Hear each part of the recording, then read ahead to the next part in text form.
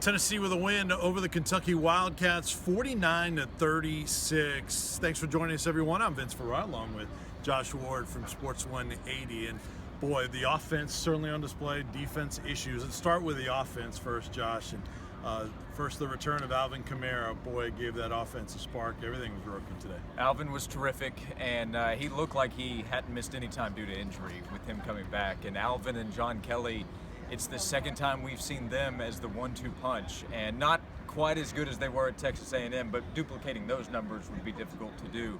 Overall, they were incredible again, and I think we looked at the offense coming in and said, hey, Alvin Kamara and John Kelly, if Josh Dobbs is running the ball too, and he was today, that can make a big difference for the offense.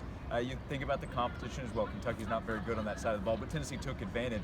That's a good sign of what Tennessee can do moving forward. Yeah, and I think it's encouraging, too, that you saw Dobbs do it in the air and on the ground. Over 100 yards rushing, over 200 yards passing. You saw them go to a flea flicker.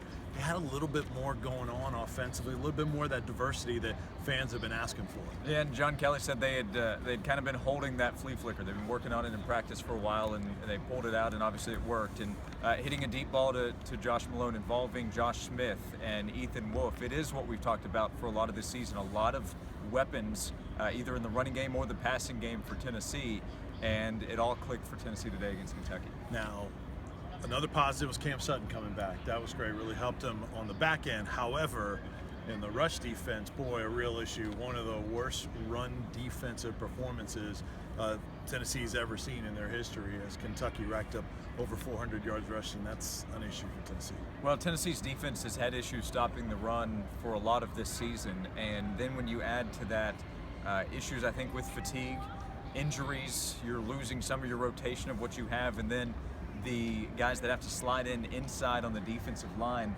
Vince, I think all of that adds up for a group that was already having problems. Then when the personnel is greatly affected, I think you see the result today. Well, they mentioned in the postgame that there was a little bit different approach by Kentucky from what they saw on tape.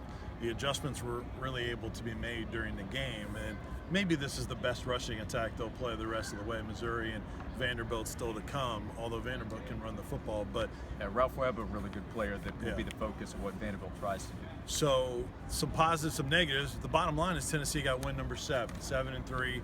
Obviously, the East is still there for them at 3-3 in the league. What do you expect these last 2 weeks, which Butch Jones called a 2-game playoff? Right, and Tennessee, it's still needing help from Florida, and there's only one game to go there for the Gators in the SEC. It's at LSU this upcoming week. So you're hoping that LSU can take care of business for you, but if you're Tennessee, all you can do right now is focusing on what you can. And the Vanderbilt game's after that Florida game, so you'll know the result at that point. But with the Missouri game, Tennessee is just a much better team than Missouri, and that game will be in Knoxville as well. So Tennessee, I think, needs to go back to working on what it has, and that worked against Kentucky. The offense should continue to be able to put up a lot of points. Missouri has had major problems defensively, so I expect in a week we'll be talking about Tennessee putting up a lot of yards and a lot of points against Missouri. And what do you know? The final score, the margin of victory, pretty close to what the Vegas point spread was. Yeah, and it came down to the final possession, and Kentucky is able, depending on where you got that number, by the way, right, as the week played out, ended up being in Kentucky's favor. But Tennessee clearly the better team, I think, against Kentucky. And red zone defense was important. That fumble that Stephen Griffin was able to come in and cause was important for Tennessee as well. So there's still a lot to work on defensively. And Cam Sutton being back, that might help against Missouri, which has Drew Lock, where they might focus more on trying to throw the football.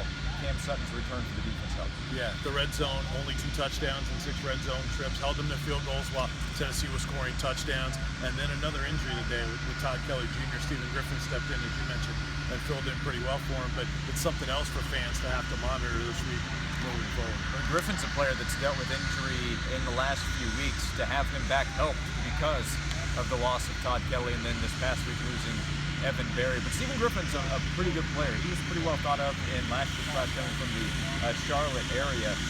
He's a guy that if they have to count on him, I think there's confidence in Stephen Griffin. And of course, Nigel Warrior, another player along with Mike Abernathy. So they do still, this is where depth helps, which we talked about in August.